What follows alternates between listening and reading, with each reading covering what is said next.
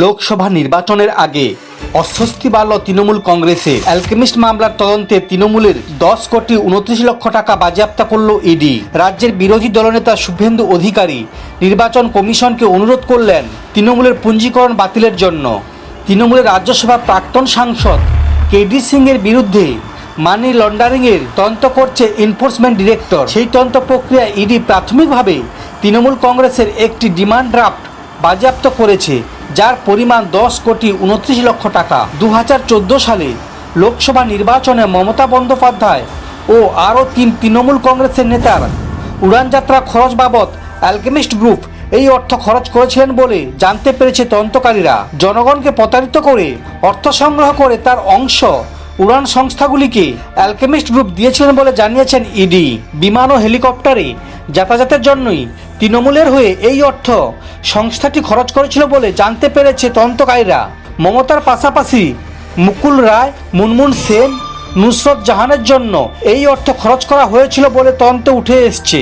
Alchemist নানাভাবে 800 কোটি টাকার বেশি প্রতারণা করেছে বলে অভিযোগ। সিবিআই লখনৌ, কলকাতা, উত্তরপ্রদেশের হয়ে এফআইআরগুলি দায়ের করা হয়েছে। তারই ভিত্তিতে তদন্ত চালাচ্ছে এনফোর্সমেন্ট ডিরেক্টর। লোকসভা ভোটের আগে এই টাকা বাজেয়াপ্ত হয় তৃণমূলকে বেকায়দায় ফেলবে বলে মনে করছে রাজনৈতিক মহল। শুভেন্দু অধিকারী বলেন, তৃণমূল যে দুর্নীতিগ্রস্ত দল তা প্রমাণ হয়ে গিয়েছে। ভাইপো কী সব বলছিলেন, প্রমাণ হলে কি হবে? লিপস অ্যান্ড বাউন্সে 7 কোটি 25 লক্ষ টাকা বাজেয়াপ্ত হয়েছে। এই দলের উচিত এবার স্যালেন্ডার করা। নির্বাচন কমিশন এই দলের পুঞ্জীকরণ খারিজ করুক। শুভেন্দু অধিকারী আরও বলেন, এই দল যে আপাতমস্তক দুর্নীতিগ্রস্ত তা প্রমাণ হয়ে গিয়েছে। টাকা বাজেয়াপ্ত হওয়াতেই মানি লন্ডারিং প্রমাণিত।